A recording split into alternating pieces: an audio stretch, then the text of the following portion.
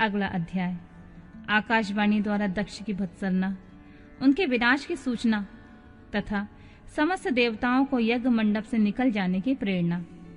ब्रह्मा जी कहते हैं, मुनीश्वर, इसी बीच में वहां दक्ष और देवताओं के आदि सुनते हुए आकाशवाणी ने यथार्थ बात कही। रे दुराचारी दक्ष, ओ दंभचार पारायण महामूढ़, तूने यह कैसा अनर्थकारी कर्म कर डाला है। ओ मूर्ख, शिव भक्त राज दधीच के कथन को भी तूने प्रामाणिक नहीं माना, जो तेरे लिए सब प्रकार से आनंददायक और मंगलकारी था। वे ब्राह्मण देवता तुझे 200 साप देकर तेरी यज्ञशाला से निकल गए, तो भी तुझ मूढ़ ने अपने मन में कुछ नहीं समझा। उसके बाद तेरे घर में मंगलमयी सती देवी स्वतः पधारी, जो तेरी अपनी ही पुत्री थी, किंतु तूने उनका भी परम आदर नहीं किया। ऐसा क्यों हुआ? ज्ञान दुर्बल दक्ष, तूने सती और महादेव जी की पूजा नहीं की। यह क्या किया? मैं ब्रह्मा जी का बेटा हूँ ऐसा समझकर तू व्यर्थ ही घमंड में भरा रहता है, इसीलिए तुझ पर मोह छा गया है। वे सती देवी ही सत्पुरुषों की आराध्य देवी हैं, अथवा सदा आराधना करने की योग्य हैं। वे समस्त पुण्यों को फल देने वाली, तीनों लोकों की माता, कल्याण स्वरूपा और भगवान शंकर के आधे अंग में निवास करने वाली हैं। वे सती देवी ही पूजित होने पर संपूर्ण सदा सौभाग्य प्रदान करने वाली हैं। वे ही महेश्वर की शक्ति हैं और अपने भक्तों को सब प्रकार के मंगल देती हैं। वे सती देवी ही पूजित होने पर सदा संसार का भय दूर करती हैं, मनोवांछित फल देती हैं तथा वे ही समस्त उपद्रव को नष्ट करने वाली देवी हैं। वे सती ही सदा पूजित होने पर कीर्ति और संपत्ति प्रदान करती हैं। वे ही पराशक्ति तथा भोग और मोक्ष प्रदान करने वाली परमेश्वरी हैं। वे सती ही जगत को जन्म देने वाली माता, जगत की रक्षा करने वाली अनादि शक्ति और प्रलय काल में जगत का संहार करने वाली हैं। वे जगत माता सती ही भगवान विष्णु की माता रूप से सुशोभित होने वाली तथा ब्रह्मा, इंद्र, चंद्र, अग्नि एवं सूर्य देव आदि की जननी मानी गई हैं। वे सती ही तप, धर्म और दान आदि का फल देने वाली हैं। वे ही शंभु शक्ति महादेवी हैं और दुष्टों का हनन करने वाली परात्पर शक्ति हैं। ऐसी महिमा वाली सती देवी, जिनकी सदा प्रिय धर्म पत्नी है, उन भगवान महादेव को तूने यज्ञ में भाग नहीं दिया। अरे, तू कैसा मूढ़ और कुविचारी है। भगवान शिव ही सबके स्वामी तथा परात्पर परमेश्वर हैं। वे समस्त देवताओं के सम्यक सेव्य हैं और सबका कल्याण करने वाले हैं। इन्हीं के दर्शन की इच्छा से सिद्ध पुरुष तपस्या करते हैं और इन्हीं के साक्षात्कार की अभिलाषा मन में लेकर योगी लोग योग साधना में प्रवृत्त होते हैं। अंततः धन धान्य और यज्ञ भाग आदि का सबसे महान फल यही बताया गया है कि भगवान शंकर का दर्शन सुलभ हो। शिव ही जगत का धारण पोषण करने वाले हैं। वे ही समस्त विद्याओं के पति एवं सब कुछ करने में समर्थ हैं। आदि विद्या में श्रेष्ठ स्वामी और समस्त मंगलों के भी मंगल हैं। दुष्ट दक्ष, तूने उनकी शक्ति को आज सत्कार नहीं किया, इसलिए इस यज्ञ का विनाश हो जाएगा। पूजनीय व्यक्तियों की पूजा न होने से अमंगल होता ही है। तूने परम पूज्य शिव स्वरूपा सती का पूजन नहीं किया। शेषनाग अपने सहस्त्र मस्तकों से प्रतिदिन प्रसन्नता पूर्वक जिनके चरणों की रज धारण करते हैं, उन्हें भगवान शिव की शक्ति सती देवी थी, जिनके चरण कमलों का निरंतर ध्यान और सादर पूजन कर कर ब्रह्मा जी ब्रह्मत्व को प्राप्त हुए। उन्हें भगवान शिव की प्रिय पत्नी सती देवी थी, जिनके चरण कमलों का निरंतर ध्यान और सादर पूजन करके इंद्र आदि लोकपाल अपने अपने उत्तम पद को प्राप्त हुए। वे भगवान शिव संपूर्ण जगत के पिता हैं और शक्ति स्वरूपी सती देवी जगत की माता कही गई हैं। मूढ़ दक्ष, तूने उन माता पिता का सत्कार नहीं किया, फिर तेरा कल्याण कैसे होगा? तुझ पर दुर्भाग्य का आक्रमण हो गया और विपत्तियां टूट पड़ी, क्योंकि तूने उन भवानी सती और भगवान शंकर की भक्ति भावना से आराधना नहीं की।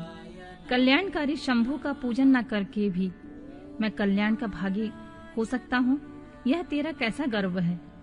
वह दुवार गर्व आज नष्ट हो जाएगा। इन देवी देवताओं में कौन ऐसा है जो परमेश्वर शिव से विमुख होकर तेरी सहायता करेगा। मुझे तो कोई ऐसा देवता दिखाई नहीं देता। यदि देवता इस समय तेरी सहायता करेंगे तो जलती आग से खेलने वाले पतंगों के समान नष्ट हो जाएंगे। आज तेरा मुंह जल जाए, तेरे यज्ञ का नाश हो जाए और जितने तेरे सहायक हैं वे भी आज शीघ्र ही जल मरे। ऐसी दुरात्मा दक्ष की जो सहायता करने वाले हैं, उन समस्त देवताओं के लिए आज शपथ है, वे तेरे अमंगल के लिए तेरी सहायता विरत हो जाए। समस्त देवता आज इस यज्ञ मंडप से निकलकर अपने अपने स्थान को चले जाएं, अन्यथा सब लोगों का सब प्रकार से नाश हो जाएगा। अन्य सब मुनि और नाग आदि भी इस यज्ञ से निकल जाएं, अन्यथा आज सब लोगों का सर्वथा नाश हो जाएगा। श्री हरे ओ विधाता, आप लोग भी इस यज्ञ मंडप से शीघ्र ही निकल जाइए। ब्रह्मा जी कहते हैं, नारद, संपूर्ण यज्ञशाला में बैठे हुए लोगों से ऐसा कहकर सबका कल्याण करने वाली यह आकाशवाणी मौन हो गई।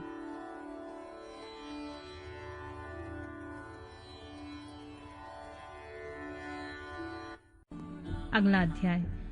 गणों के मुख से और नारद से भी सती के दग्ध हो जाने की बात सुनकर दक्ष पर कुपित हुए शिव की अपनी जटा से वीरभद्र और महाकाली को प्रकट करके उन्हें यज्ञ विध्वंस करने और विरोधियों को जला डालने की आज्ञा देना। ब्रह्मा जी कहते हैं, नारद, वह आकाशवाणी सुनकर सब देवता आदि भयभीत और विस्मित हो गए। उनके मुख से कोई बात नहीं निकली। वे इस तरह खड़े या बैठे रह गए मानो उन पर विशेष मोह छा गया हो। भृगु के मंत्र बल से भाग जाने के कारण जो वीर शिवगण नष्ट होने से बच गए थे, वे भगवान शिव की शरण में गए। उन सब ने अमित तेजस्वी भगवान रुद्र को भली भांति सादर प्रणाम करके वहां यज्ञ में जो कुछ हुआ वह सारी घटना उन्हें कह सुनाई। गण बोले, महेश्वर, दक्ष बड़ा दुरात्मा और घमंडी है। उसने वहां जाने पर सती देवी का अपमान किया और देवताओं ने भी उनका आदर नहीं किया। अत्यंत गर्व से भरे हुए उस दुष्ट दक्ष ने आपके लिए यज्ञ में भाग नहीं दिया, दूसरे देवताओं के लिए दिया और आपके विषय में उच्च स्वर से दुर्वचन कहे। प्रभु, यज्ञ में आपका भाग ना देखकर सती देवी कुपित हो उठी और पिता की बारंबार निंदा करके उन्होंने तत्काल अपने शरीर को योगाग्नि द्वारा जलाकर भस्म कर दिया। यह देख 10,000 से अधिक पार्षद लज्जावश शास्त्रों द्वारा अपने ही अंगों को काट काट कर वहां मर गए।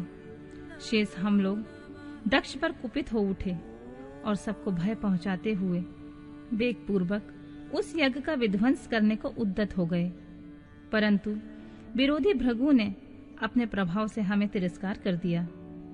हम उनका मंत्र बल का सामना न कर सके। प्रभु, वे ही हम लोग आज आपकी शरण में आए हैं। दयालु, वहां प्राप्त हुए भय से हमें आप बचाइए, निर्भय कीजिए। महाप्रभु, उस यज्ञ में दक्ष आदि सभी दुष्टों ने घमंड में आकर आपका विशेष रूप से अपमान किया है।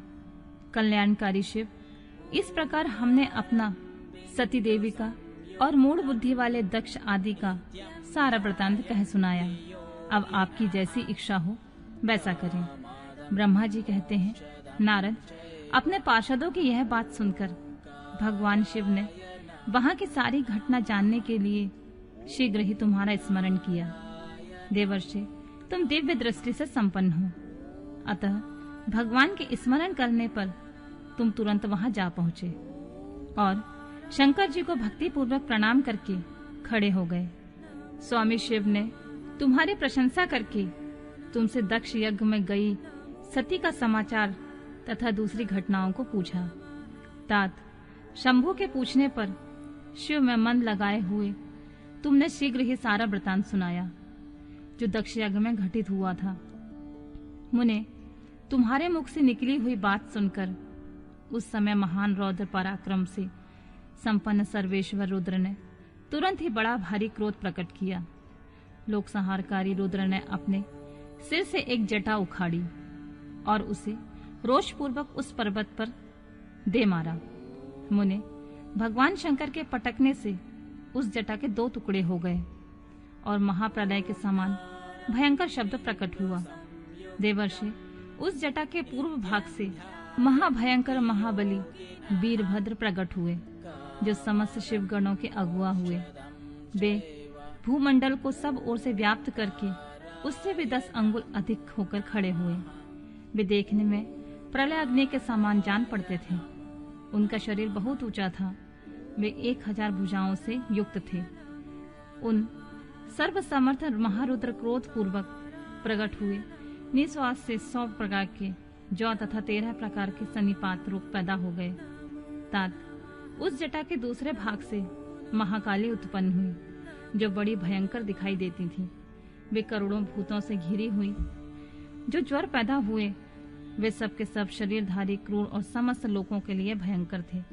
वे अपने तेज से प्रज्वलित हो सब और दाह उत्पन्न करते हुए प्रतीत होते थे। वीरभद्र बातचीत करने में बड़े कुशल थे। उन्होंने दोनों हाथ जोड़कर परमेश्वर शिव को प्रणाम करके कहा, महारुद्र, सोम, सूर्य और अग्नि को 3 नेत्रों के रूप में धारण करने वाले प्रभु, शीघ्र आज्ञा दीजिए। मुझे इस समय कौन सा कार्य करना होगा? ईशान, मुझे आधे ही क्षण में सारे समुद्र को सुखा देना है या इतने ही समय में संपूर्ण पर्वतों को पीस डालना है? हर मैं एक ही क्षण में ब्रह्मांड को भस्म कर डालूं या समस्त देवताओं और मुनीश्वरों को जलाकर राख कर दूं? शंकर, ईशान, क्या मैं समस्त लोकों को उलट पुलट कर दूं या संपूर्ण प्राणियों का विनाश कर डालूं? महेश्वर, आपकी कृपा से कहीं कोई भी ऐसा कार्य नहीं है जिसे मैं ना कर सकूं। पराक्रम के द्वारा मेरी समानता करने वाला वीर न कभी पहले हुआ था न आगे होगा। शंकर, आप किसी तिनके को भेज दें तो वह भी बिना किसी यत्न के क्षण भर में बड़े से बड़ा कार्य सिद्ध कर सकता है, इसमें कोई संशय नहीं है शंभु। यद्यपि आपकी लीला मात्र से सारा कार्य सिद्ध हो जाता है, तथापि जो मुझे भेजा जा रहा है यह मुझ पर आपका अनुग्रह ही है शंभु। मुझ में भी जो ऐसी शक्ति है वह आपकी कृपा से ही प्राप्त हुई है शंकर। आपकी कृपा के बिना किसी से कोई शक्ति नहीं हो सकती। वास्तव में आपके आज्ञा के बिना कोई तिनके आदि को भी हिलाने में समर्थ नहीं है, यह निसंदेह कहा जा सकता है। महादेव, मैं आपके चरणों में बारंबार प्रणाम करता हूँ। हर आप अपने अभीष्ट कार्य की सिद्धि के लिए आज मुझे शीघ्र ही भेजिए। शंभु, मेरे दाहिने अंग बारंबार फड़क रहे हैं, इससे सूचित होता है कि मेरी विजय अवश्य होगी। अतः प्रभु, मुझे भेजिए शंकर। आज मुझे कोई अभूतपूर्व एवं विशेष हर्ष तथा उत्साह का अनुभव हो रहा है और मेरा चित्त आपके चरण कमलों में लगा हुआ है। अतः पग पग पर मेरे लिए शुभ परिणाम का विस्तार होगा शंभु। आप शुभ के आधार हैं। जिसमें आपकी सुदृढ़ भक्ति है उसी को सदा विजय प्राप्त होती है, उसी का दिनों दिन शुभ होता है। ब्रह्मा जी कहते हैं, नारद, उसकी यह बात सुनकर सर्वमंगलकार के पति भगवान शिव बहुत संतुष्ट हुए और वीरभद्र तुम्हारी जय हो ऐसा आशीर्वाद देकर बोले। महेश्वर ने कहा, मेरे पार्षदों में श्रेष्ठ वीरभद्र, ब्रह्मा जी का पुत्र दक्ष बड़ा दुष्ट है। उस मूर्ख को बड़ा घमंड हो गया है। अतः इन दिनों वह विशेष रूप से मेरा विरोध करने में लगा हुआ है। दक्ष इस समय एक यज्ञ करने के लिए उद्यत है। तुम याग परिवार सहित उस यज्ञ को भस्म करके फिर शीघ्र मेरे स्थान पर लौट आओ। यदि देवता, गंधर्व, यक्ष अथवा कोई अन्य तुम्हारा सामना करने के लिए उद्यत हो तो उन्हें भी आज तुम शीघ्र ही सहसा भस्म कर डालो। दधीची की दिलाई हुई मेरी शपथ का उल्लंघन करके जो देवता आदि वहां ठहरे हुए हैं, तुम उन्हें निश्चय ही प्रयत्न पूर्वक जलाकर भस्म कर देना। जो मेरी शपथ का उल्लंघन करके गर्भयुक्त तो वहां ठहरे हुए हैं, वे सब के सब मेरे द्रोही हैं। अतः उन्हें अग्निमयी माया से जला डालो। दक्ष की यज्ञशाला में जो अपनी पत्नियां और सारभूत उपकरणों के साथ बैठे हुए हैं, उन सबको जलाकर भस्म कर देने के पश्चात शीघ्र तुम लौट आना। तुम्हारे वहां आने पर विश्वदेव आदि सभी देवगण वे यदि तुम्हारे सामने तुम्हारी सादर स्तुति करें तो भी तुम उन्हें शीघ्र ही आग की ज्वाला में जलाकर ही छोड़ना। वीर, वहां दक्ष आदि सब लोगों को पत्नी और बंधु बांधुओं सहित जलाकर जल को लीला पूर्वक पी जाना। ब्रह्मा जी कहते हैं, नारद, जो वैदिक मर्यादा के पालक, काल के शत्रु तथा सबके ईश्वर हैं, वे भगवान रुद्र रोष से लाल आंखें किए महावीर वीरभद्र से ऐसा कहकर चुप हो गए।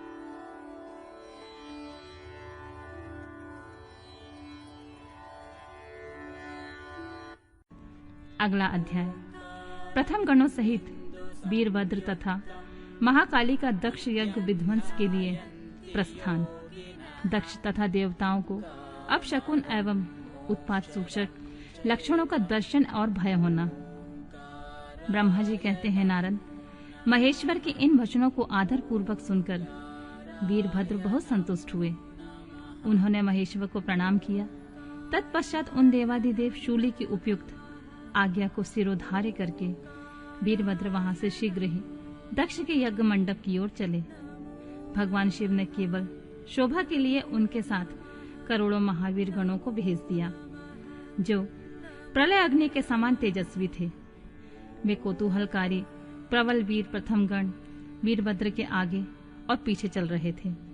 काल के भी काल भगवान रुद्र के वीरभद्र सहित जो लाखों पार्षद गण थे, उन सबका स्वरूप रुद्र के समान ही था। उन गणों के साथ महात्मा वीरभद्र भगवान शिव के समान ही वेशभूषा धारण किए रथ पर बैठकर यात्रा कर रहे थे। उनकी 1,000 भुजाएं थीं। शरीर में नागराज लिपटे हुए थे। वीरभद्र बड़े प्रबल और भयंकर दिखाई देते थे। उनका रथ बहुत ही विशाल था। उसमें 10,000 सिंह जोते जाते थे, जो प्रयत्न पूर्वक उस रथ को खींचते थे। उसी प्रकार बहुत से प्रबल सिंह, शार्दूल, मगर, मत्स्य और सहस्रों हाथी उस रथ के पार्श्वभाग की रक्षा करते थे। काली, कात्यायनी, ईशानी, चामुंडा, मुंडवर्दिनी, भद्रकाली, भद्रा, त्वरिता और वैष्णवी, इन नव दुर्गाओं के साथ तथा समस्त भूत गणों के साथ महाकाली दक्ष का विनाश करने के लिए चली। डाकिनी, शाकिनी, भूत, प्रथम, गुहा, कुष्मांड, परपट, चटक, ब्रह्म राक्षस, भैरव तथा क्षेत्रपाल आदि ये सभी वीर भगवान शिव की आज्ञा का पालन एवं दक्ष के यज्ञ का विनाश करने के लिए तुरंत चल दिए। इनके सिवा 64 गणों के साथ योगनिनियों का मंडल भी सहसा कुपित हो उठा। दक्ष यज्ञ के विनाश करने के लिए वहां से प्रथित हुआ। इस प्रकार कोटि कोटि गण एवं विभिन्न प्रकार के गणाधीश वीरभद्र के साथ चले। उस समय भोरियों की गंभीर ध्वनि सुनाई देने लगी। नाना प्रकार के शब्द करने वाले शंख बज उठे। भिन्न भिन्न प्रकार की सींगें बजने लगी। महामुने सेना सहित वीरभद्र की यात्रा के समय वहां बहुत से सुखद शकुन होने लगे। इस प्रकार जब प्रथम गणों सहित वीरभद्र वहां प्रस्थान हुए, तब उधर दक्ष तथा देवताओं को बहुत से अशुभ लक्षण दिखाई देने लगे। देवर्षि यज्ञ विध्वंस की सूचना देने वाले त्रिविध उत्पात प्रकट करने लगे। दक्ष की बाईं आंख, बाईं भुजा और बाईं जंघ अकड़ने लगी। तात वाम अंगों का फड़कना सर्वथा अनुसूचक दायक था और नाना प्रकार के कष्ट मिलने की सूचना दे रहा था। उस समय दक्ष की यज्ञशाला की धरती डोलने लगी। दक्ष को दोपहर के समय दिन में भी अद्भुत तारे दिखने लगे। दिशाएं मलिन हो गईं।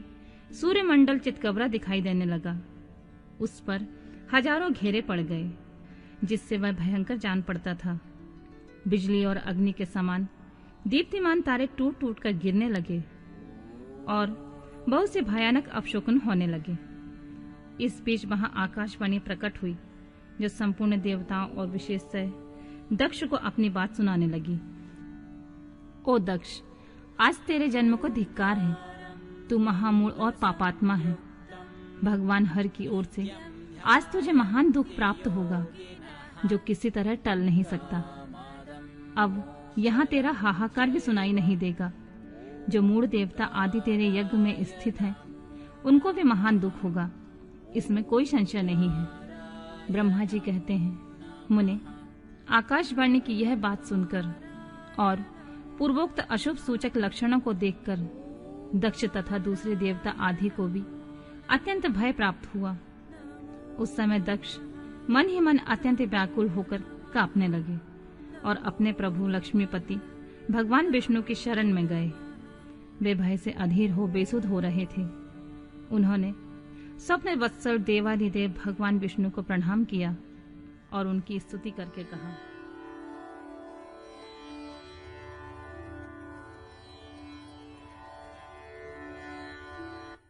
अगला अध्याय, दक्ष की यज्ञ की रक्षा के लिए भगवान विष्णु से प्रार्थना। भगवान का शिवद्रोह जनित संकट को टालने में अपनी असमर्थता बताते हुए दक्ष को समझाना तथा सेना सहित वीरभद्र का आगमन। दक्ष बोले, देवादेव हरे विष्णु दीनबंधु कृपा निधे, आपको मेरी और मेरे यज्ञ की रक्षा करनी चाहिए। प्रभु, आप ही यज्ञ के रक्षक हैं। यज्ञ ही आपका कर्म है और आप यज्ञ स्वरूप हैं। आपको ऐसी कृपा करनी चाहिए जिससे यज्ञ का विनाश ना हो। ब्रह्मा जी कहते हैं, मुनीश्वर, इस तरह अनेक प्रकार से सादर प्रार्थना करके दक्ष भगवान श्री हरि के चरणों में गिर पड़े। उनका चित्त भय से व्याकुल हो रहा था। तब जिनके मन में घबराहट आ गई थी, उन प्रजापति दक्ष को उठाकर और उनकी पूर्वोक्त बात सुनकर भगवान विष्णु ने देवादिदेव शिव को स्मरण किया। अपने प्रभु और महान ऐश्वर्य से युक्त परमेश्वर शिव का स्मरण करके शिव तत्व के ज्ञाता श्री हरि दक्ष को समझाते हुए बोले। श्री हरि ने कहा, दक्ष, मैं तुमसे तत्व की बात बता रहा हूँ, तुम मेरी बात ध्यान देकर सुनो।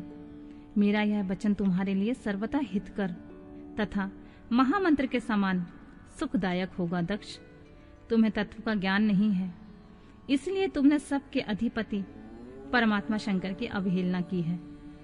ईश्वर की अवहेलना से सारा कार्य सर्वथा निष्फल हो जाता है। केवल इतना ही नहीं है, पग पग पर विपत्ति भी आ जाती है। जहाँ अपूज्य पुरुषों की पूजा होती है, अपूजनीय पुरुष की पूजा नहीं की जाती है, वहाँ दरिद्रता, मृत्यु तथा भय, ये तीनों अवश्य प्राप्त होते हैं। इसलिए संपूर्ण प्रयत्न से तुम्हें भगवान वृषभध्वज का सम्मान करना चाहिए। महेश्वर का अपमान करने से ही तुम्हारे ऊपर महान भय उपस्थित हुआ है।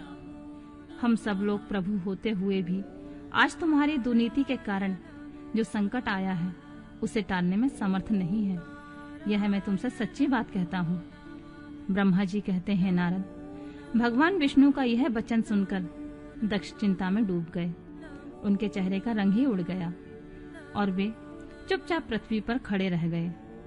उसी समय भगवान रुद्र के भेजे हुए गणनायक वीरभद्र अपनी सेना के साथ यज्ञ स्थल में जा पहुंचे। वे सब के सब बड़े शूरवीर, निर्भय और रुद्र के समान पराक्रमी थे। भगवान शंकर की आज्ञा से आए हुए उन गणों की गणना असंभव थी। वे वीर शिरोमणि रुद्र सैनिक जोर जोर से सिंहनाद करने लगे। उनके उस महानाद से तीनों लोग गूंज उठे। आकाश धूल से ढक गया और दिशाएं अंधकार से आवृत हो गईं।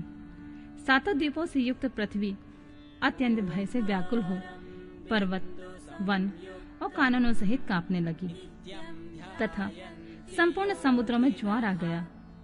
इस प्रकार समस्त लोगों का विनाश करने में समर्थ उस विशाल सेना को देखकर समस्त देवता आदि चकित हो गए।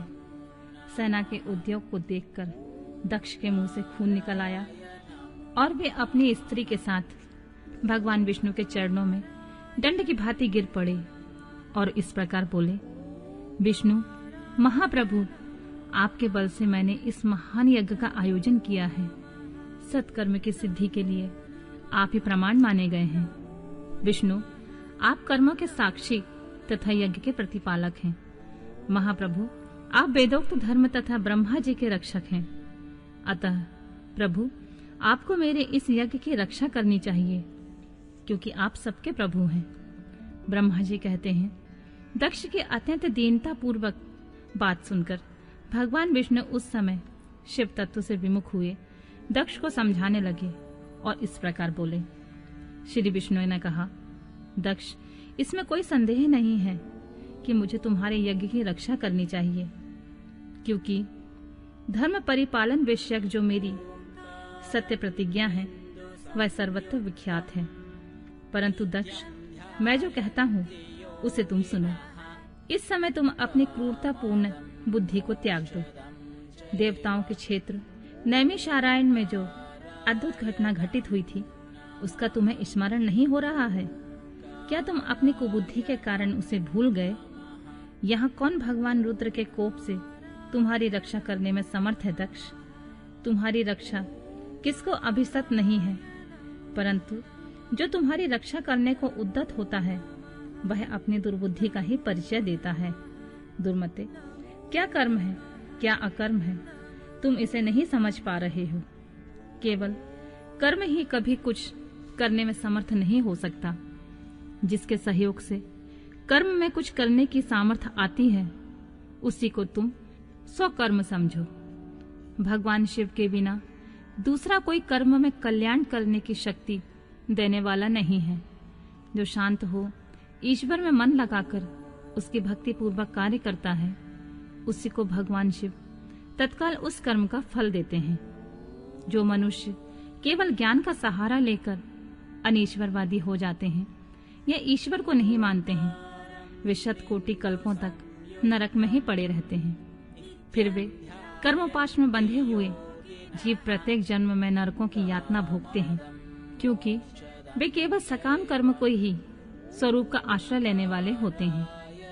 ये शत्रुमर्दन वीरभद्र जो यज्ञशाला के आंगन में आ पहुंचे हैं, भगवान रुद्र की क्रोधाग्नि से प्रकट हुए हैं। इसी समय समस्त रुद्र गणों के नायक ये ही हैं। ये हम लोगों के विनाश के लिए आए हैं, इसमें संशय नहीं है।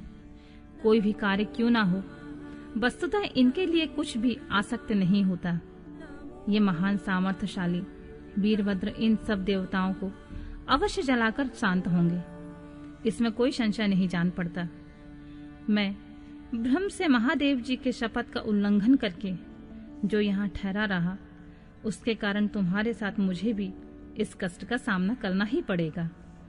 भगवान विष्णु इस प्रकार कह ही रहे थे कि वीरभद्र के साथ शिव गणों की सेना का समुद्र उमड़ आया। समस्त देवता आदि ने उन्हें देखा।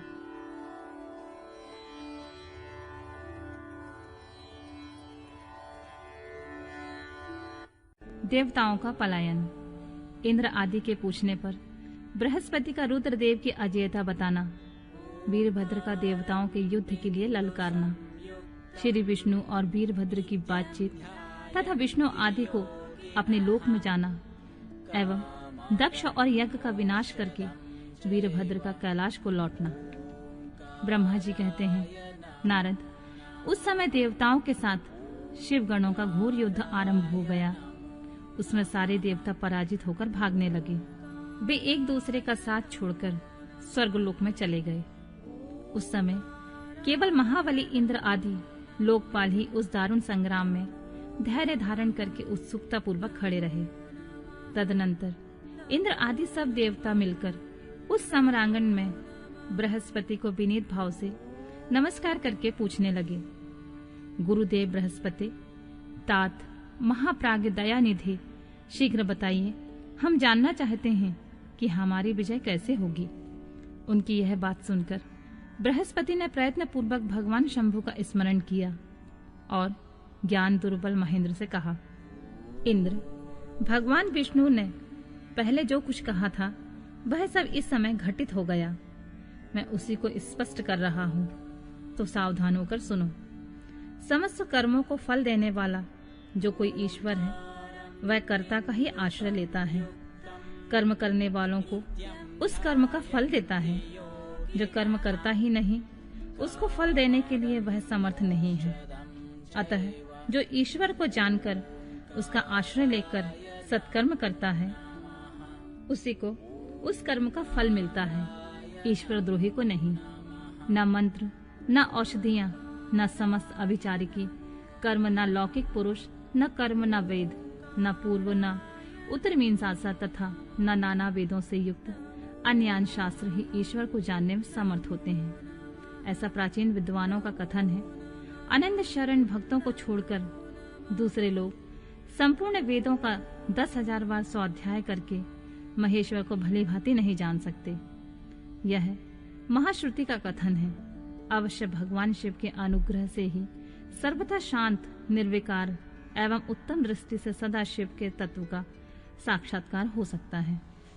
सुरेश्वर, क्या कर्तव्य है और क्या अकर्तव्य, इसका विवेचन करना अभीष्ट होने पर मैं जो इसमें सिद्धि का उत्तम अंश है उसी का प्रतिपादन करूंगा। तुम अपने हित के लिए उसे ध्यान देकर सुनो। इंद्र, तुम लोकपालों के साथ आज नादान बनकर दक्ष यज्ञ में आ गए। बताओ तो यहाँ क्या पराक्रम करोगे? भगवान रुद्र जिनके सहायक हैं, ऐसे ये परम क्रोधी रुद्रगण इस यज्ञ में विघ्न डालने के लिए आए हैं और अपना काम पूरा करेंगे, इसमें कोई संशय नहीं है। मैं सत्य सत्य कहता हूँ कि इस यज्ञ के विघ्न का निवारण करने के लिए वस्तुतः तुम में से किसी के पास कोई सर्वथा कोई उपाय नहीं है। बृहस्पति की यह बात सुनकर वे इंद्र सहित समस्त लोकपाल बड़ी चिंता में पड़ गए। तब महावीर रुद्रगणों से घिरे हुए वीरभद्र ने मन ही मन भगवान शंकर का स्मरण करके इंद्र आदि लोकपालों को डांटा और इसके पश्चात रुद्रगणों के नायक वीरभद्र ने रोष से भरकर तुरंत ही संपूर्ण देवताओं को तीखे बाणों से घायल कर दिया। उन बाणों की चोट खाकर इंद्र आदि समस्त सुरेश्वर भागते हुए 10 दिशाओं में चले गए। जब लोकपाल चले गए और देवता भाग खड़े हुए, तब वीरभद्र अपने गणों के साथ यज्ञशाला के समीप गए। उस समय वहां विद्यमान समस्त ऋषि अत्यंत भयभीत हो परमेश्वर श्री हरि से रक्षा की प्रार्थना करने के लिए सहसा नतमस्तक होकर शीघ्र बोले, देवादिदेव रामानाथ, सर्वेश्वर महाप्रभु, आप दक्ष के यज्ञ की रक्षा कीजिए। आप ही यज्ञ हैं, इसमें संशय नहीं है। यज्ञ आपका कर्म रूप और अंग है। आप यज्ञ के रक्षक हैं, अतः दक्ष यज्ञ की रक्षा कीजिए। आपके सिवा दूसरा कोई इसका रक्षक नहीं है। ब्रह्मा जी कहते हैं, नारद, ऋषियों का यह वचन सुनकर मेरे सहित भगवान विष्णु वीरभद्र के साथ युद्ध करने की इच्छा से चले। श्री हरि को युद्ध के लिए उद्यत देख शत्रुमर्दन वीरभद्र, जो वीर प्रथम गणों से घिरे हुए थे, कड़े शब्दों में भगवान विष्णु को डांटने लगे। ब्रह्मा जी कहते हैं, नारद, वीरभद्र की यह बात सुनकर बुद्धिमान देवेश्वर विष्णु वहां प्रसन्नता पूर्वक हंसते हुए बोले, वीरभद्र, आज तुम्हारे सामने मैं जो कुछ कहता हूँ उसे सुनो। मैं भगवान शंकर का सेवक हूँ। तुम मुझे रुद्रदेव से विमुख न कहो। दक्ष अज्ञानी है, कर्मकांड से ही इसकी निष्ठा है। इसने मूर्ता बस पहले मुझसे बारंबार अपने यज्ञ में चलने की प्रार्थना की थी। मैं भक्त के अधीन ठहरा, इसलिए चला आया। भगवान महेश्वर भी भक्त के अधीन रहते हैं। तात, दक्ष मेरा भक्त है, इसलिए मुझे यहाँ आना पड़ा है। रुद्र के क्रोध से उत्पन्न हुए वीर, तुम रुद्र तेज स्वरूप हो, उत्तम प्रताप के आश्रय हो। मेरी प्रतिज्ञा सुनो। मैं तुम्हें आगे बढ़ने से रोकता हूँ और तुम मुझे रोको। परिणाम वही होगा जो होने वाला होगा। मैं पराक्रम करूंगा। ब्रह्मा जी कहते हैं, नारद, भगवान विष्णु के ऐसा कहने पर महाभाऊ वीरभद्र हंसकर बोला, आप मेरे प्रभु के प्रिय भक्त हैं। यह जानकर मुझे बड़ी प्रसन्नता हुई है। इतना कहकर गणनायक वीरभद्र हंस पड़ा और विनय से नतमस्तक होकर बड़ी प्रसन्नता के साथ श्री विष्णुदेव से कहने लगा, महाप्रभु, मैंने आपके भाव की परीक्षा के लिए कड़ी बातें कही थी। अब इस समय यथार्थ बात कहता हूं, तो सावधान होकर सुनो। हरे, जैसे शिव हैं वैसे आप हैं, जैसे आप हैं वैसे शिव हैं, ऐसा वेद कहते हैं। और वेदों का यह कथन शिव की आज्ञा के अनुसार ही है। रामानाथ, भगवान शिव की आज्ञा से हम सब लोग उनके सेवक ही हैं। तथापि जो मैंने बात कही है, इस बात विवाद के अवसर के अनुरूप ही है। आप मेरी हर बात को आपके प्रति आदर के भाव से ही कही गई समझिए। ब्रह्मा जी कहते हैं, वीरभद्र का यह वचन सुनकर भगवान श्री हरि हंस पड़े और उनके लिए हितकर वचन बोले। श्री विष्णु ने कहा, महावीर, तुम मेरे साथ निशंक होकर युद्ध करो। तुम्हारे अस्त्रों से शरीर के भर जाने पर मैं अपने आश्रम को जाऊंगा। ब्रह्मा जी कहते हैं, ऐसा कहकर भगवान विष्णु चुप हो गए और युद्ध के लिए कमर कसकर डट गए। महाबली वीरभद्र भी अपने गणों के साथ युद्ध के लिए तैयार हो गए। नारद, तदनंतर भगवान विष्णु और वीरभद्र में घोर युद्ध हुआ। अंत में वीरभद्र ने भगवान विष्णु के चक्र को स्तंभित कर दिया और शांग धनुष के 3 टुकड़े कर डाले। तब मेरे द्वारा एवं सरस्वती के द्वारा बोधित हुए श्री विष्णु ने उस महान गणनायक वीरभद्र को असह तेज से संपन्न जानकर वहां से अंतर्ध्यान होने का विचार किया।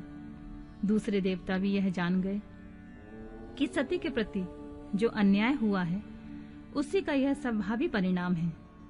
दूसरे के लिए इस संकट का सामना करना अत्यंत कठिन है।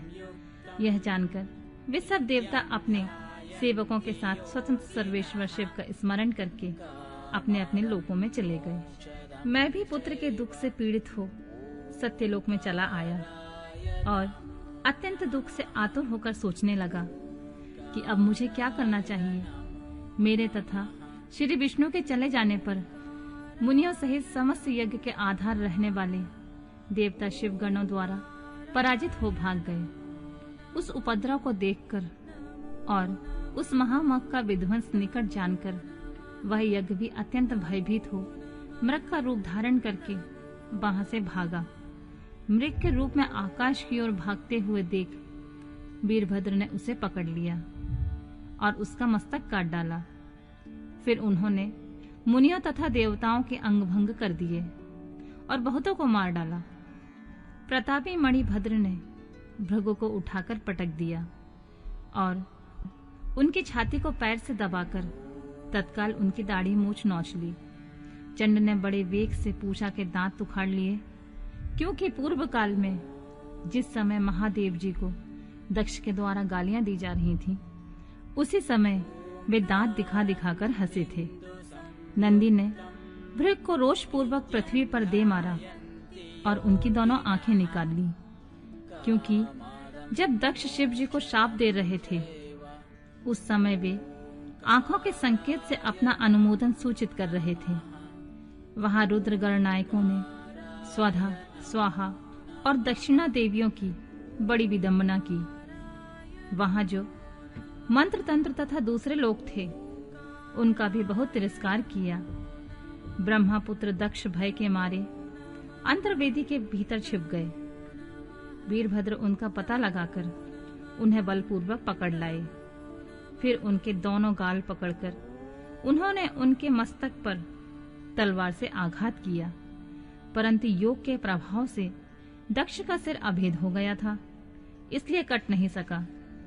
जब वीरभद्र को ज्ञात हुआ कि संपूर्ण अस्त्र शस्त्रों से इनके मस्तक का भेदन नहीं हो सकता है, तब उन्होंने दक्ष की छाती पर पैर रखकर दबाया और दोनों हाथों से गर्दन मरोड़ तोड़ डाली। फिर शिवद्रोही दुष्ट दक्ष के उस सिर को गणनायक वीरभद्र ने अग्निकुंड में डाल दी।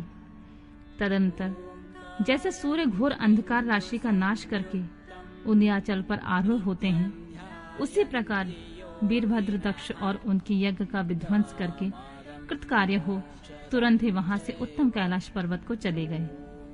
वीरभद्र को काम पूरा करके आया देख परमेश्वर शिव मन ही मन बहुत प्रसन्न हुए और उन्होंने वीर प्रथम गणों का अध्यक्ष बना दिया।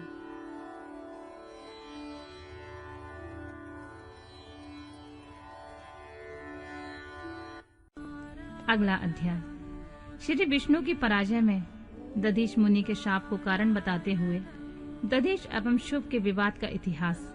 मृत्युंजय मंत्र के अनुष्ठान से दधीच की अवध्यता तथा श्री हरि का शुभ को दधीच की पराजय के लिए यत्न करने का आश्वासन।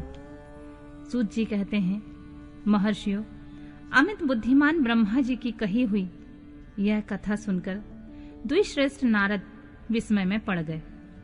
उन्होंने प्रसन्नता पूर्वक प्रश्न किया, पिताजी, भगवान विष्णु शिव जी को छोड़कर अन्य देवताओं के साथ दक्ष के यज्ञ में क्यों चले गए, जिसके कारण वहां उनका तिरस्कार हुआ? क्या वे प्रलयकारी पराक्रम वाले भगवान शंकर को नहीं जानते थे? फिर उन्होंने अज्ञानी पुरुष की भांति रुद्रगणों के साथ युद्ध क्यों किया? करुणानिधि, मेरे मन में बहुत बड़ा संदेह है। आप कृपा करके मेरे इस संशय को नष्ट कीजिए और प्रभु, मेरे मन में उत्साह पैदा करने वाले शिव चरित्र को कहिए। ब्रह्मा जी ने कहा, नारद, पूर्व काल में राजा शुभ की सहायता करने वाले श्री हरि को दधीच मुनि ने श्राप दे दिया था, जिससे उस समय वे इस बात को भूल गए थे और वे दूसरे देवताओं के साथ दक्ष के यज्ञ में चले गए। दधीच ने क्यों श्राप दिया, यह सुनो। प्राचीन काल में शुभ नाम से प्रसिद्ध महातेजस्वी राजा हो गए हैं। वे महाप्रभावशाली मुनीश्वर दधीच के मित्र थे।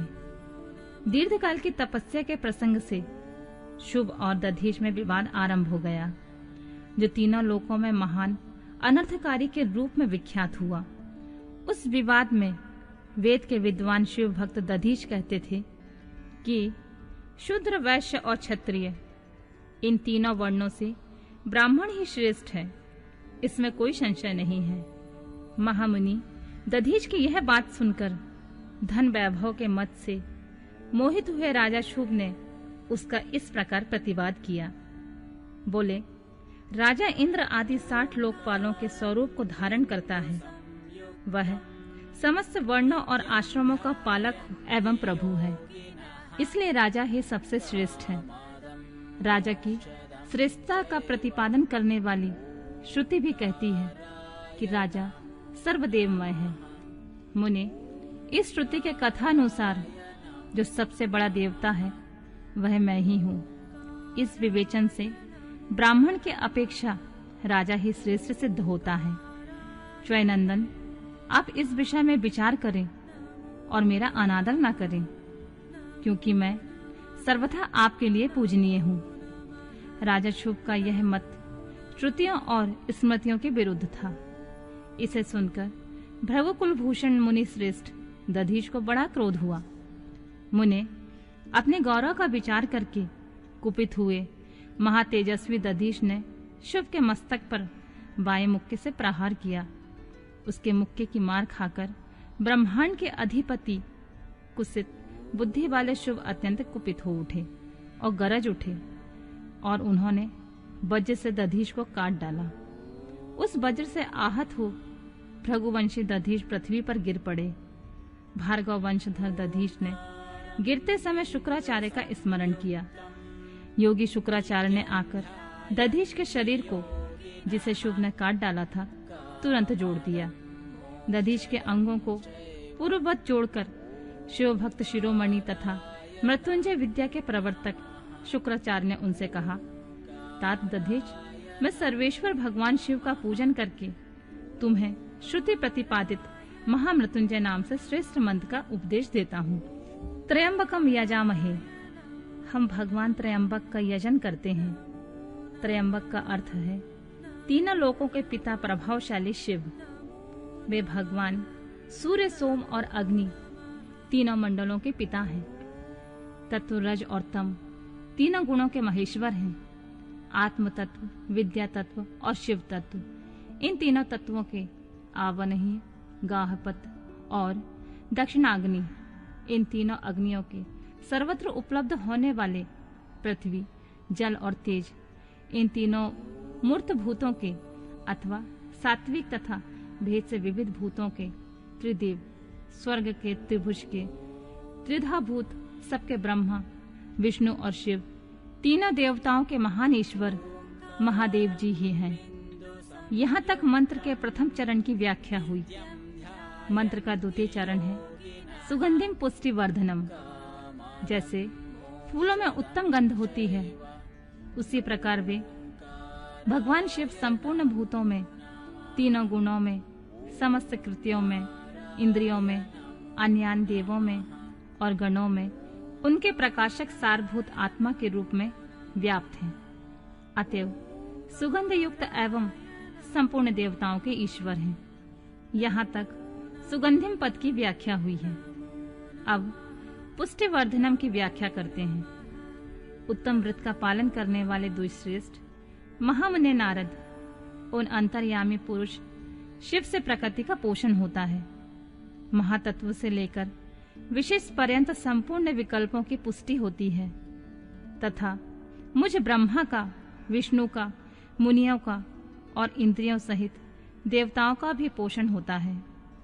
इसलिए वे ही पुष्टिवर्धनम है। अब मंत्र के तीसरे चरण और चौथे चरण की व्याख्या करते हैं। उन दोनों चरणों का स्वरूप यूं है।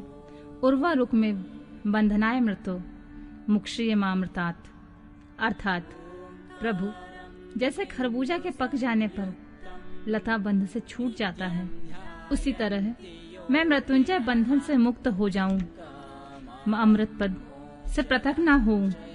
वे रुद्रदेव अमृत स्वरूप हैं, जो पुण्य कर्म से, तपस्या से, स्वाध्याय से, योग से अथवा ध्यान से उनकी आराधना करता है, उसे नूतन जीवन प्राप्त होता है।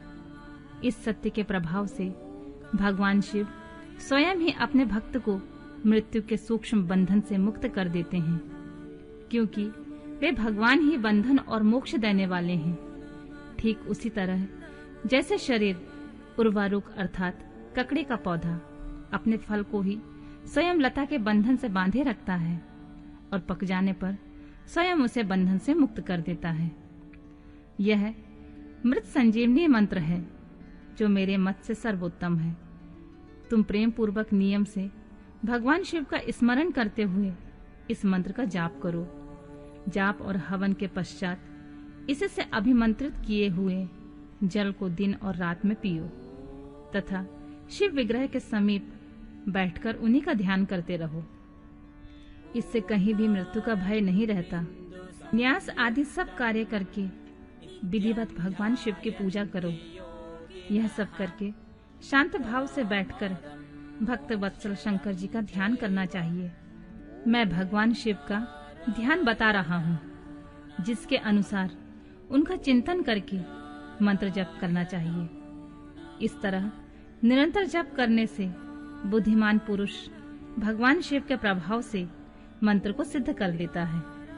जो अपने दो कर कमलों में रखे हुए दो कलशों से जल निकालकर उनसे ऊपर वाले दो हाथों द्वारा अपने मस्तक को सींचते हैं, अन्य दो हाथों से दो घड़े लिए उन्हें अपने गोद में रखे हुए हैं और दो शेष हाथों में रुद्राक्ष एवं मृग मुद्रा धारण करे हुए हैं, कमल के आसन पर बैठे हैं, सिर पर इससे चंद्रमा से निरंतर झरते हुए अमृत का जिनका सारा शरीर भीगा हुआ है तथा जो 3 नेत्र धारण करने वाले हैं, उन भगवान मृत्युंजय का जिनके साथ गिरिराज नंदिनी उमा विराजमान है, मैं उनका चिंतन करता हूँ।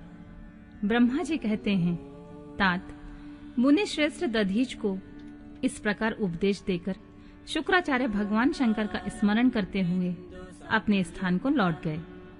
उनकी यह बात सुनकर महामुनि दधीच बड़े प्रेम से शिव जी का स्मरण करते हुए तपस्या के लिए वन में गए। वहां जाकर उन्होंने विधि पूर्वक महामृत्युंजय मंत्र का जाप और प्रेम पूर्वक भगवान शिव का चिंतन करते हुए तपस्या प्रारंभ की। दीर्घ काल तक उस मंत्र का जप और तपस्या द्वारा भगवान शंकर की आराधना करके दधीच ने महामृत्युंजय शिव को संतुष्ट किया। महामुनि उस जप से प्रसन्न चित्त हुए भक्त वत्सल भगवान शिव दधीच के प्रेम वश उनके सामने प्रकट हो गए। उन्होंने अपने प्रभु शंभु का साक्षात दर्शन करके मुनीश्वर दधीच को बड़ी प्रसन्नता हुई। उन्होंने विधि पूर्वक प्रणाम करके दोनों हाथ जोड़कर भक्ति भाव से शंकर का स्तवन किया। तात मुने तदनंतर मुनि के प्रेम से प्रसन्न हुए शिव ने दधीच से कहा, तुम वर मांगो। भगवान शिव का यह वचन सुनकर भक्त शिरोमणि दधीच दोनों हाथ जोड़कर नतमस्तक हो भक्त वत्सल शंकर जी से बोले, महादेव देव, मुझे 3 वर दीजिए। मेरी हड्डी वज्र हो जाए और कोई भी मेरा वध न कर सके, मैं सर्वत्र अधीन रहूं। कभी मुझे दीनता न आए। दधीच का यह वचन सुनकर प्रसन्न हुए परमेश्वर शिव ने तथास्तु कहकर उन्हें वे तीनों वर दे दिए। शिव जी से 3 वर पाकर वेद मार्ग में प्रतिष्ठित महामुनि दधीच आनंदमग्न हो गए और शीघ्र ही राजा शुभ के स्थान में गए।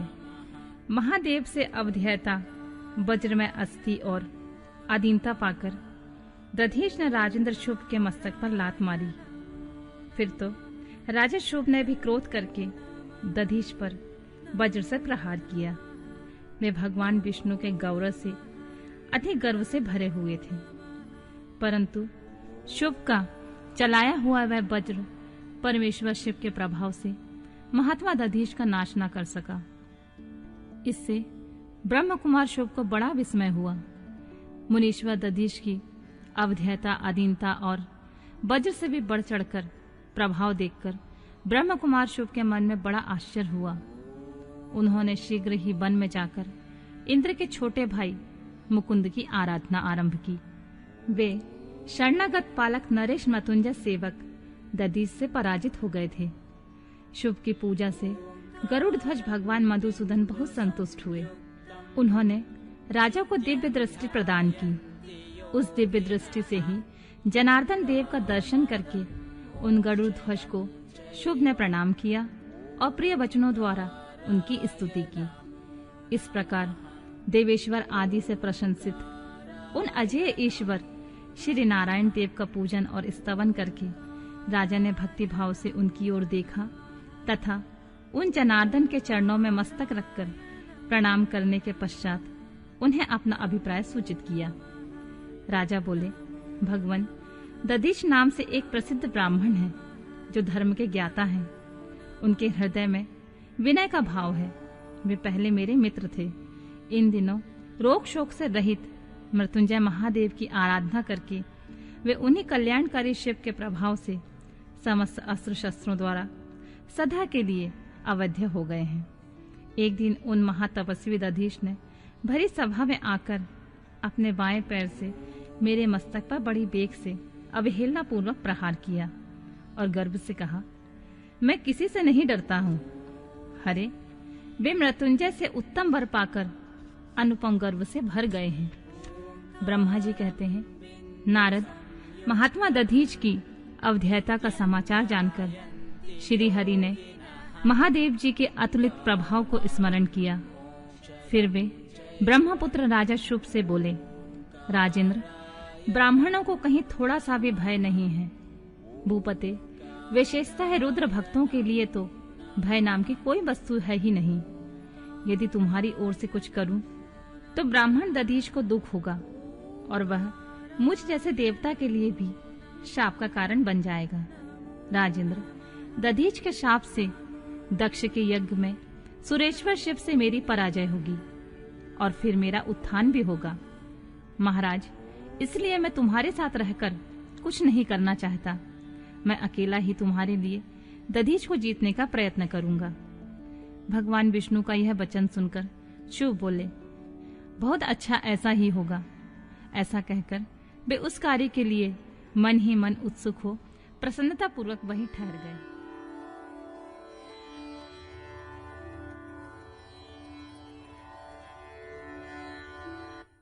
अगला अध्याय श्री विष्णु और देवताओं से अपराजित दधीच का उनके लिए शाप और शुभ पर अनुग्रह।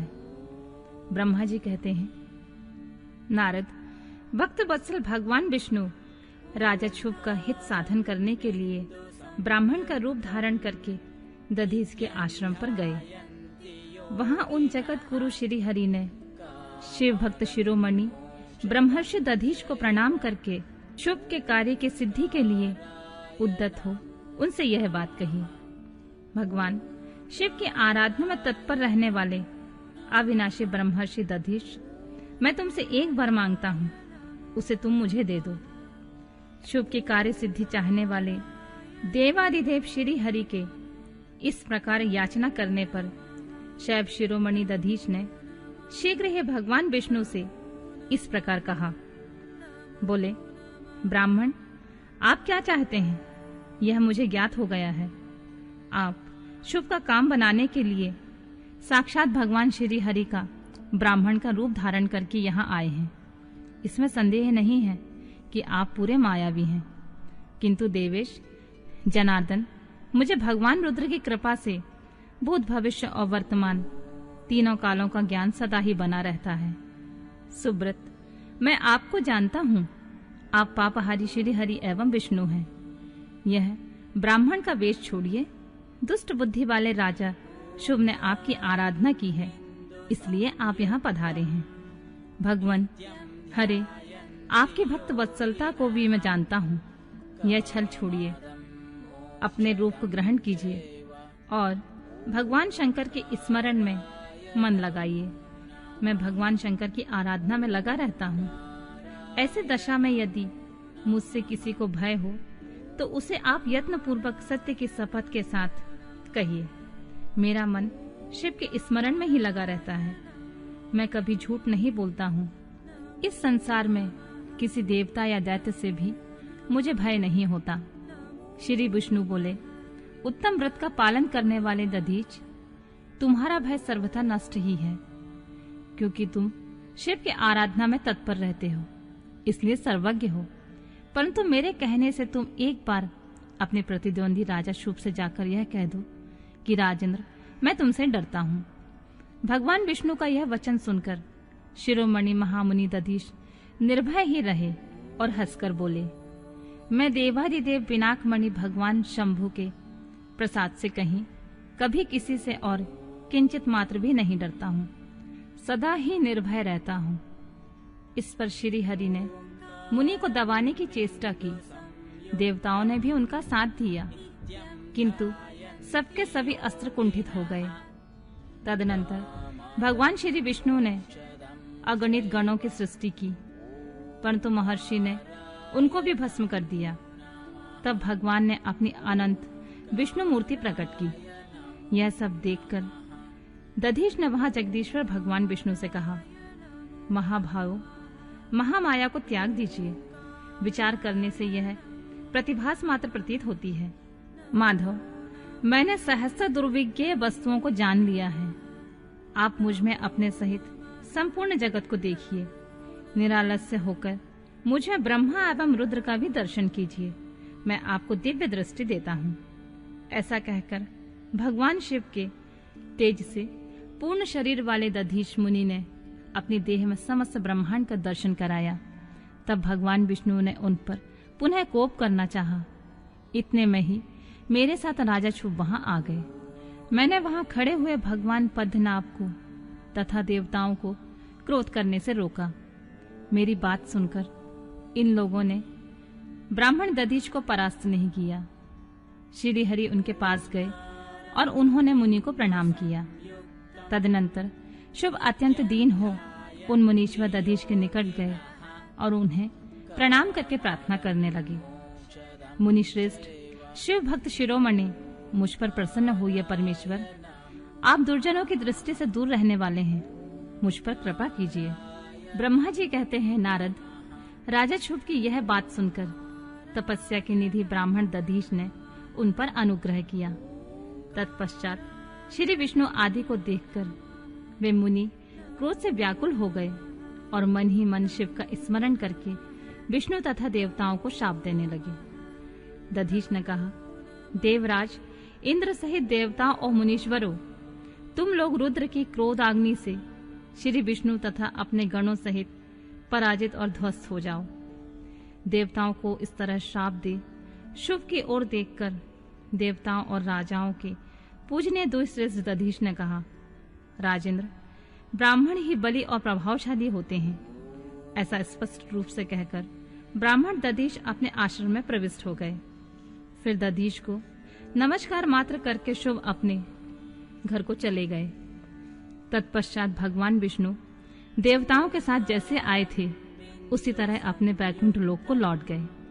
इस प्रकार वह स्थान स्थानेश्वर नामक तीर्थ के रूप में प्रसिद्ध हो गया। स्थानेश्वर की यात्रा करके मनुष्य शिव का सामुज्य प्राप्त कर लेता है। तात, मैंने तुम्हें संक्षेप में शुभ और दधीच के विवाद की कथा सुनाई और भगवान शंकर को छोड़कर केवल ब्रह्मा और विष्णु को ही जो श्राप प्राप्त हुआ उसका भी वर्णन किया। जो क्षुभ और दधीच के विवाद संबंधी इस प्रसंग को नित्य पाठ करता है, वह अपमृत्यु को जीतकर देह त्याग के पश्चात ब्रह्मलोक में जाता है। जो इसका पाठ करके रणभूमि में प्रवेश करता है, उसे कभी मृत्यु का भय नहीं होता है तथा वह निश्चय ही विजयी होता है।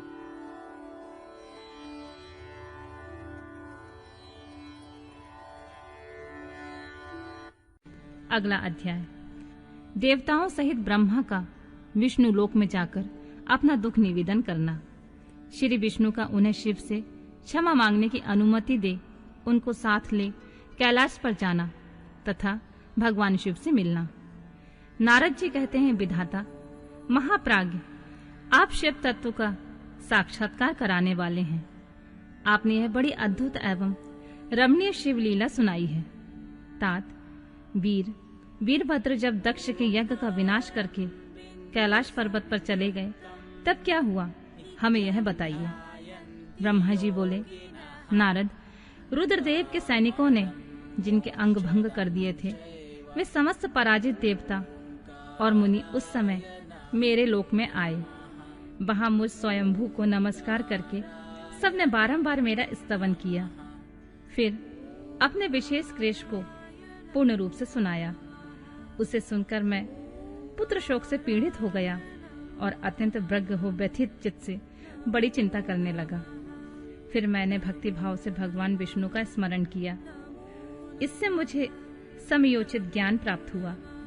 तदनंतर देवताओं और मुनियों के साथ मैं विष्णु लोक में गया और वहां भगवान विष्णु को नमस्कार एवं नाना प्रकार के स्तोत्रों द्वारा उनकी स्तुति कर उनसे अपना दुख निवेदन किया। मैंने कहा, देव, जिस तरह भी यज्ञ पूर्ण हो, यजमान जीवित हो और समस्त देवता तथा मुनि सुखी हो जाएं, वैसा उपाय कीजिए। देवादिदेव रामानाथ, देव सुखदायक विष्णु, हम देवता और मुनि निश्चय ही आपकी शरण में आए हैं। मुझ ब्रह्मा जी की यह बात सुनकर भगवान लक्ष्मीपति विष्णु, जिनका मन सदा शिव में लगा रहता है और जिनके हृदय में कभी दीनता नहीं आती, शिव का स्मरण करके इस प्रकार बोले। श्री विष्णु ने कहा, देवताओं, परम समर्थ तेजस्वी पुरुष से कोई अपराध बन जाए तो भी उसके बदले में अपराध करने वाले मनुष्यों के लिए वह अपराध मंगलकारी नहीं हो सकता है। विधाता, समस्त देवता परमेश्वर शिव के अपराधी हैं, क्योंकि इन्होंने भगवान शंभु को यज्ञ का भाग नहीं दिया। अब तुम सब लोग शुद्ध हृदय से शीघ्र ही प्रसन्न होने वाले भगवान शिव के पैर पकड़कर उन्हें प्रसन्न करो, उनसे क्षमा मांगो। जिन भगवान के कुपित होने पर यह सारा जगत नष्ट हो जाता है तथा जिनके शासन से लोकपाल सहित यज्ञ का जीवन शीघ्र ही समाप्त हो जाता है, वे भगवान महादेव इस समय अपने प्राण वल्लभा सती से बिछुड़ गए हैं तथा अत्यंत दुरात्मा दक्ष ने अपने दुर्वचन रूपी बाणों से उनके हृदय को पहले से ही घायल कर दिया है। अतः तुम लोग शीघ्र ही जाकर उनसे अपने अपराधों के लिए क्षमा मांगो। विधे, उन्हें शांत करने का केवल यही सबसे बड़ा उपाय है। मैं समझता हूँ ऐसा करने से भगवान शंकर को संतोष होगा। यह मैंने सच्ची बात कही है ब्राह्मण। मैं भी तुम सब लोगों के साथ शिव के निवास स्थान पर चलूंगा और उनसे क्षमा मांगूंगा। देवता आदि सहित मुझ ब्रह्मा को इस प्रकार आदेश देकर श्री हरि ने देवगणों के साथ कैलाश पर्वत पर जाने का विचार किया। तदनंतर देवता, मुनि और प्रजापति आदि जिनके स्वरूप ही हैं, वे श्री हरि उन सबको साथ लेकर अपने बैकुंठ धाम से भगवान शिव के शुभ निवास गिरिश्रेष्ठ कैलाश को गए। कैलाश भगवान शिव को सदा ही अत्यंत प्रिय है। मनुष्यों से भिन्न किन्नर, अप्सराएं और योग सिद्ध महात्मा पुरुष उनका भली भांति सेवन करते हैं तथा वह पर्वत बहुत ही ऊंचा है। उसके निकट रुद्रदेव के मित्र कुबेर की अलका नामक महादिव्य एवं रमणीय पुरी है, जिसे सब देवताओं ने देखा है। उस पुरी के पास ही सौगंधित वन भी देवताओं की दृष्टि में आया, जो सब प्रकार के वृक्षों से हरा भरा एवं दिव्य था। उसके भीतर सर्वत्र सुगंध फैलाने वाले सौगंधिक नामक कमल खिले हुए थे। उसके बाहरी भाग में नंदा और अलकनंदा ये दोनों अत्यंत पावन दिव्य सरिताएं बहती हैं, जो दर्शन मात्र से ही प्राणियों के पाप हर लेती हैं। यक्षराज कुबेर की अलकापुरी और सौगंधिक वन को पीछे छोड़कर आगे बढ़ते हुए देवताओं ने थोड़ी ही दूर पर शंकर जी के बट वृक्ष को देखा। उसने चारों ओर से अपनी अविचल छाया फैला रखी थी। वह वृक्ष 100 योजन ऊंचा था और उसकी शाखाएं 75 योजन तक फैली हुई थी। उस पर कोई घोंसला नहीं था और ग्रीष्म का ताप तो उससे सदा दूर रहता था। बड़े पुण्यात्मा पुरुषों को ही उसका दर्शन हो सकता है। वह परम रमणीय और अत्यंत पावन है। वह दिव्य वृक्ष भगवान शंभु का योग स्थल है, योगियों के द्वारा सेव्य और परम उत्तम है। मुमुक्षुओं के आश्रयभूत उस महायोगमय बट वृक्ष के नीचे विष्णु आदि सब देवताओं ने भगवान शंकर को विराजमान देखा।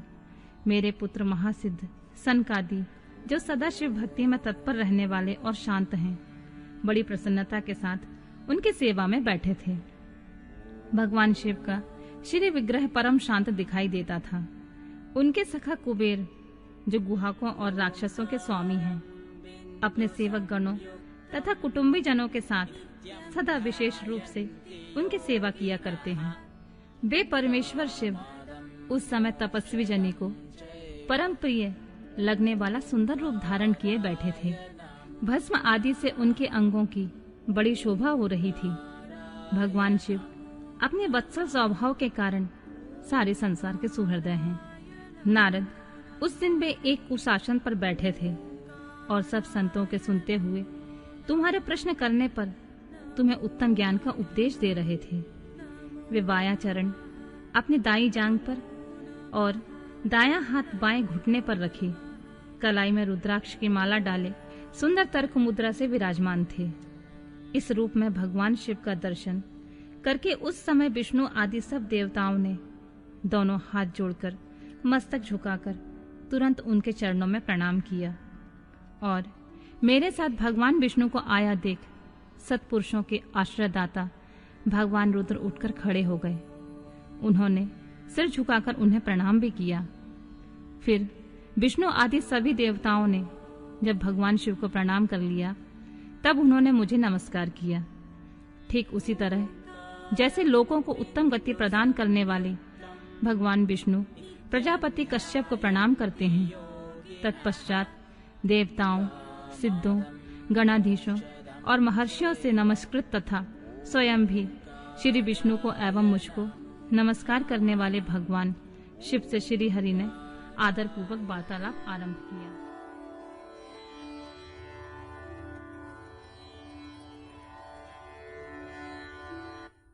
देवताओं द्वारा भगवान शिव की स्तुति।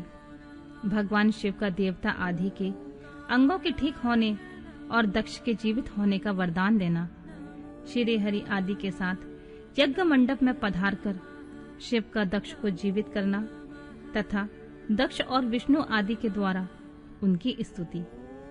देवताओं ने भगवान शिव जी की अत्यंत विनय के साथ स्तुति करते हुए अंत में कहा, आप पर परमेश्वर परात्पर तथा परातत्पर हैं। आप सर्वव्यापी विश्व मूर्ति महेश्वर को नमस्कार है। आप विष्णु कलत्र विष्णु क्षेत्र भानु भैरव शरणागत वत्सल त्र्यंबक तथा विरहणशील हैं। आप मृत्युंजय हैं, शोक भी आपका ही रूप है।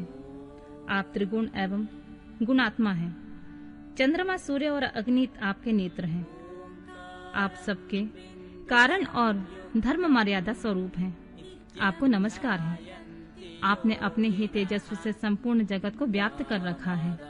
आप निर्विकार, प्रकाशपूर्ण, चिदानंद स्वरूप पर ब्रह्मा परमात्मा है महेश्वर। ब्रह्मा, विष्णु, इंद्र और चंद्र आदि समस्त देवता तथा मुनि आपसे ही उत्पन्न हुए हैं। चूंकि आप अपने शरीर को 8 भागों में विभक्त करके समस्त संसार का पोषण करते हैं, इसलिए अष्टमूर्ति कहलाते हैं। आप ही सबके आदि कारण करुणामय ईश्वर हैं। आपके भय से यह वायु चलती है। आपके भय से अग्नि जलाने का काम करती है।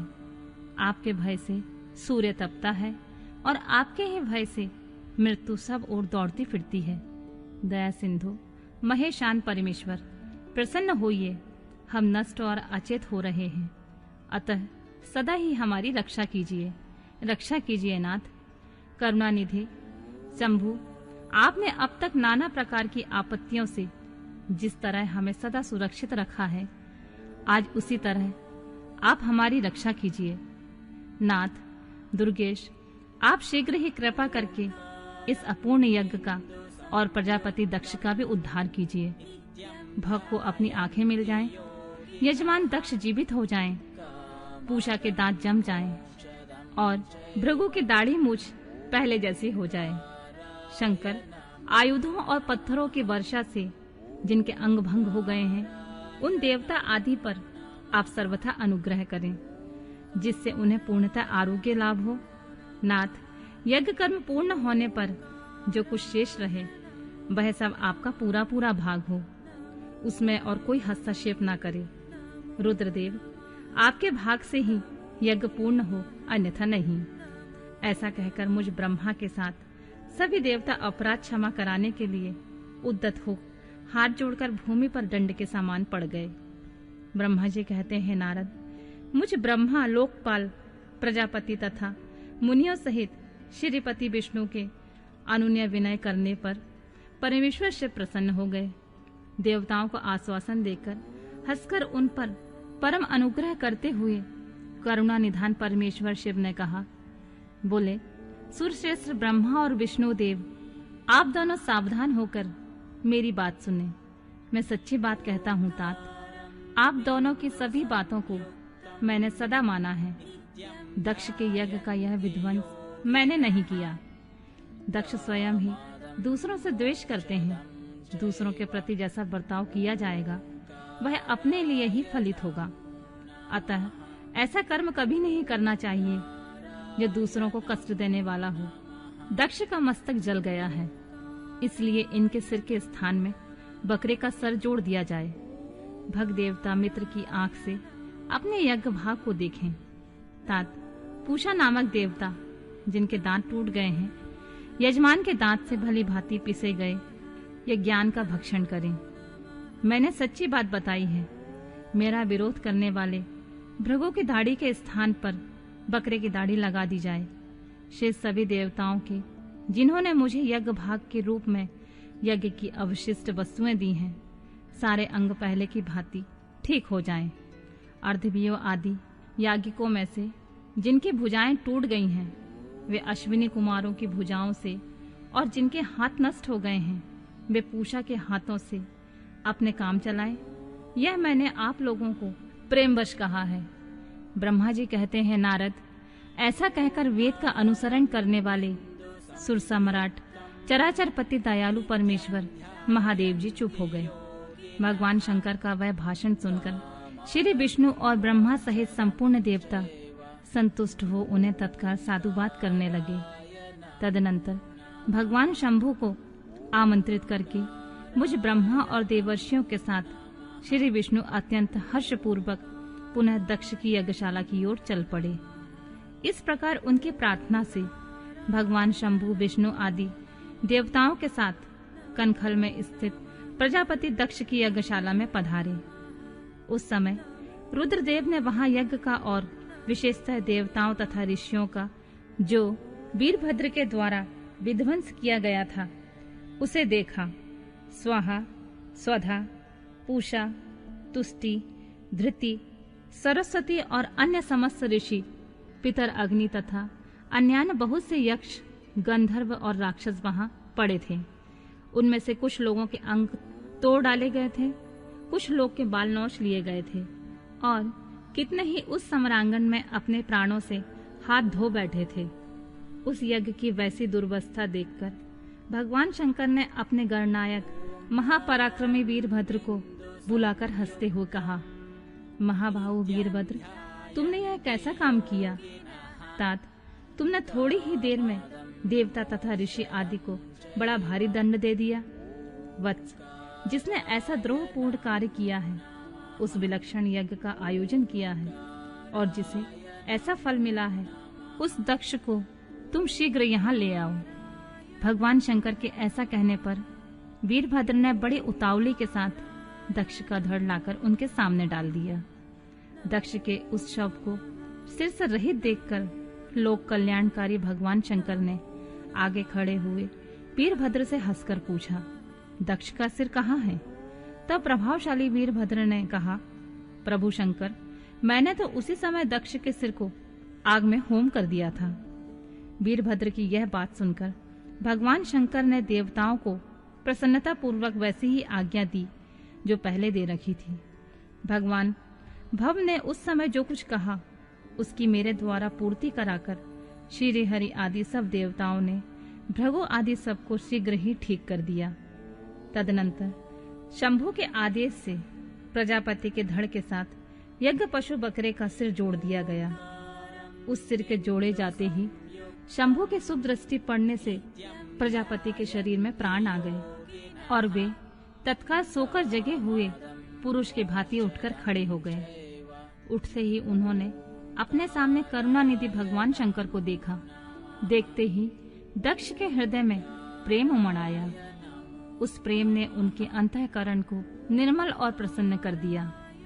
पहले महादेव जी से द्वेष करने के कारण उनका अंतःकरण मलिन हो गया था, परंतु उस समय शिव के दर्शन से वे तत्काल शरद ऋतु के चंद्रमा की भांति निर्मल हो गए।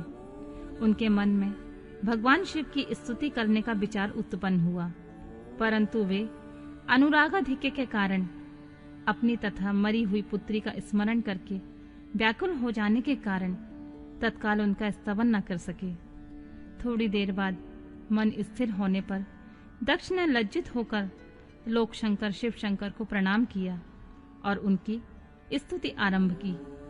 उन्होंने भगवान शंकर की महिमा गाते हुए बारंबार उन्हें प्रणाम किया और फिर अंत में कहा, परमेश्वर, आपने ब्रह्मा होकर सबसे पहले आत्म तत्व का ज्ञान प्राप्त करने के लिए अपने मुख से विद्या, तप और व्रत धारण करने वाले ब्राह्मणों को उत्पन्न किया था। जैसे ग्वाला लाठी लेकर गौओं की रक्षा करता है, उसी प्रकार मर्यादा का पालन करने वाले आप परमेश्वर दंड धारण किए उन साधु ब्राह्मणों की सभी विपत्तियों से रक्षा करते हैं।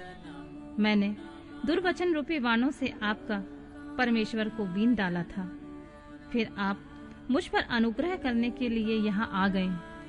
अब मेरी ही तरह अत्यंत दैन्यपूर्ण आशा वाले इन देवताओं पर भी कृपा कीजिए।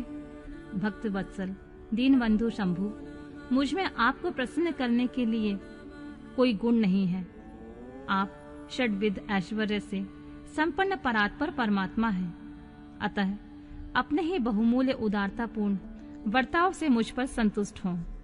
ब्रह्मा जी कहते हैं, नारद, इस प्रकार लोक कल्याणकारी महाप्रभु महेश्वर शंकर की स्तुति करके विनीत चित्त प्रजापति दक्ष चुप हो गए।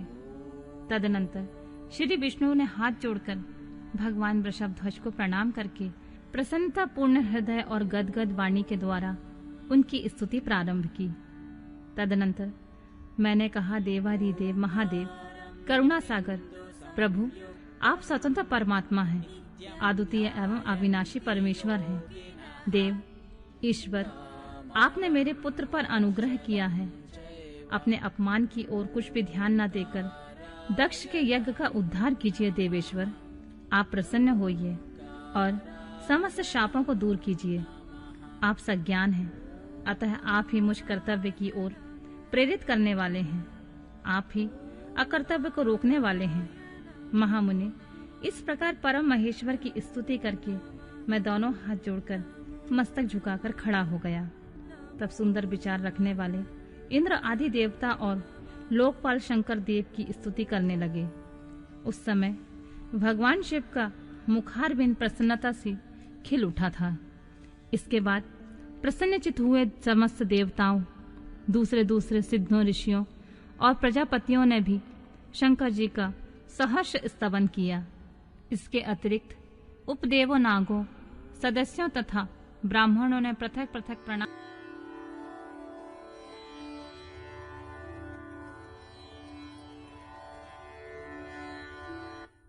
भगवान शिव का दक्ष को अपने भक्त वत्सलता, ज्ञानी भक्ति की श्रेष्ठता तथा तीनों देवताओं की एकता बताना, दक्ष का अपने यज्ञ को पूर्ण करना, सब देवता आदि का अपने अपने स्थान को जाना, सतीखंड का उपसंहार और महात्म।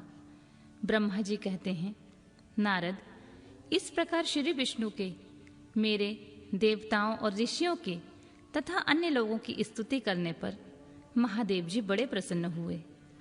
फिर उन शंभु ने समस्त ऋषियों देवताओं आदि को कृपा दृष्टि से देखकर तथा मुझ ब्रह्मा और विष्णु का समाधान करके इस प्रकार कहा, प्रजापति दक्ष, मैं जो कुछ कहता हूं सुनो। मैं तुम पर बड़ा प्रसन्न हूं। यद्यपि मैं सबका ईश्वर और स्वतंत्र हूं, तो भी मैं सदा ही अपने भक्तों के अधीन रहता हूं। 4 प्रकार के पुण्यात्मा पुरुष मेरा भजन करते हैं। दक्ष प्रजापति उन चारों भक्तों में पूर्व की अपेक्षा उत्तरोत्तर श्रेष्ठ है। उनमें पहला आर्थ, दूसरा जिज्ञासु, तीसरा अर्थार्थी और चौथा ज्ञानी। पहले के 3 तो सामान्य श्रेणी के भक्त हैं, किंतु चौथे का अपना विशेष महत्व है। उन सब भक्तों में चौथा ज्ञानी ही मुझे अधिक प्रिय है। वह मेरा रूप ही माना गया है। उससे बढ़कर दूसरा कोई मुझे प्रिय नहीं है।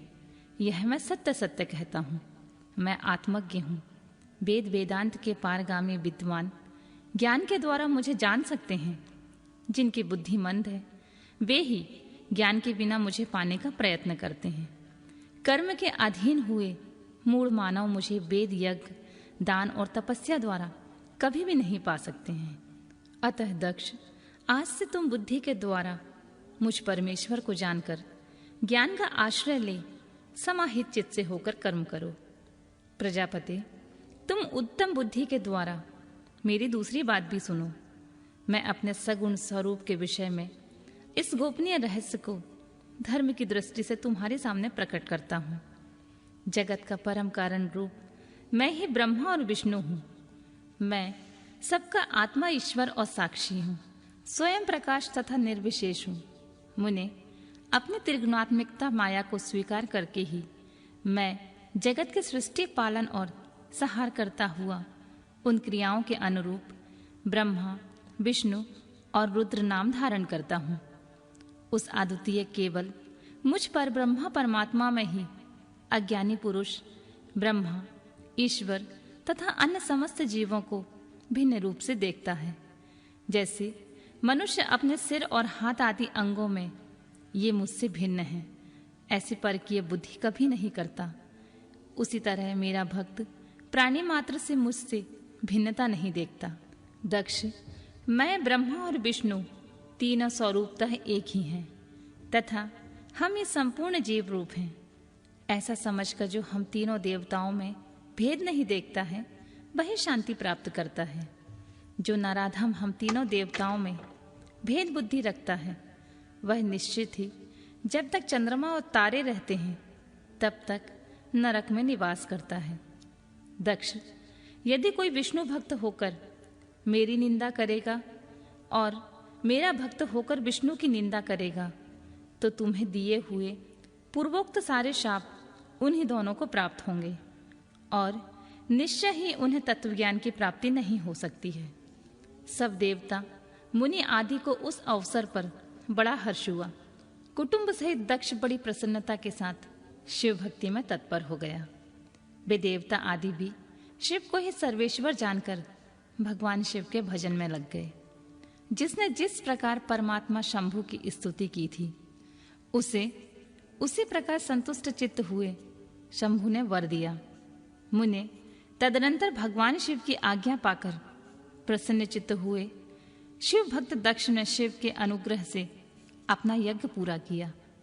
उन्होंने देवताओं को तो यज्ञ भाग दिए, शिव को पूर्ण भाग दिया, साथ ही ब्राह्मणों को दान भी दिया। इसी तरह उन्हें शंभु का अनुग्रह प्राप्त हुआ।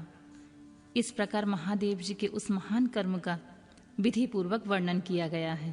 प्रजापति ने ऋत्विक के सहयोग से उस यज्ञ कर्म को विधिवत समाप्त किया। मुनीश्वर, इस प्रकार पर ब्रह्म स्वरूप शंकर के प्रसाद से वह दक्ष का यज्ञ पूरा हुआ। तदनंतर सब देवता और ऋषि संतुष्ट हो भगवान शिव के यश का वर्णन करते हुए अपने अपने स्थान को चले गए। दूसरे लोग भी उस समय वहां से सुखपूर्वक विदा हो गए। मैं और श्री विष्णु भी अत्यंत प्रसन्न हो भगवान शिव के सर्व मंगलदायक श्रेयस का निरंतर गान करते हुए अपने अपने स्थान को सानंद चले आए। सत्पुरुषों के आश्रयभूत महादेव जी भी दक्ष से सम्मानित हो प्रीति और प्रसन्नता के साथ गणों सहित अपने निवास स्थान कैलाश पर्वत को चले गए। अपने पर्वत पर आकर शंभु ने अपनी प्रिय सती का स्मरण किया और प्रधान प्रधान गणों से उनकी कथा कही। इस प्रकार दक्ष कन्या सती यज्ञ में अपने शरीर को त्याग कर फिर हिमालय की पत्नी मैना के गर्भ से उत्पन्न हुई। यह बात प्रसिद्ध है। फिर वहां तपस्या करके गौरी शिवा ने भगवान शिव का पति रूप में वर्ण किया। वे उनके वाम अंग में स्थान पाकर अद्भुत लीलाएं करने लगी। नारद, इस तरह मैंने तुमसे सती के परम अद्भुत दिव्य चरित्र का वर्णन किया है, जो भोग और मोक्ष को देने वाला तथा संपूर्ण कामनाओं को पूर्ण करने वाला है। यह उपाख्यान पाप को दूर करने वाला, पवित्र एवं परम पावन है। स्वर्ग, यश तथा आयु को देने वाला तथा पुत्र पौत्र रूप फल प्रदान करने वाला है। तात, जो भक्तिमान पुरुष भक्ति भाव से लोगों को यह कथा सुनाता है, वह इस लोक में संपूर्ण कर्मों का फल पाकर परलोक में परम गति को प्राप्त कर लेता है। रुद्र संहिता का सती खंड संपूर्ण।